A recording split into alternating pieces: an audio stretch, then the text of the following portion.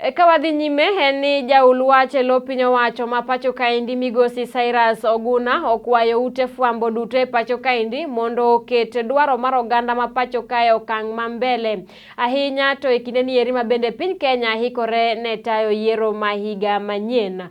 Koloso kod ute fwambo e boma ni eri ma Kisumu, migosi Oguna oyango ni e kinde mathoth ute fwambo osebedo e okang' manyime mar keto kwe kata nyayo tulo e kind oganda e kinde mag yiero, ka okwayo ute fwambo mondo giyie gikony piny owacho kata sirikal e yor lando keto kwe e kind oganda motelo ne yiero ma higa manyien.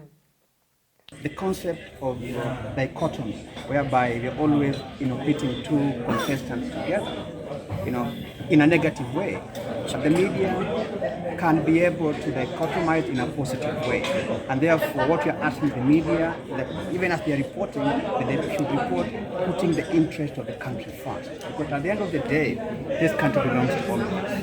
When the balloon goes up and everything goes down south, it is us who will be left with the responsibility to rebuild what we shall have caused ourselves to destroy. When I say us, I mean ourselves as Kenyans, including members of the media. So each time there's an election, what we're reminded about is what happened in other countries that we know about, where the media played a very, very critical role in dividing the country and fomenting violence. We do not want to go that direction. Therefore, we are appealing to members of the press. PK is actually a government entity. Yeah. It is not, the government must work through certain agencies. So those are the implementing agencies. So there is no other different arm of the government to control. It is this. Now, MCK works together with the courts in the sense that if there's a case to answer, then it will be taken to a court of law. But there's no government that's different from MCK.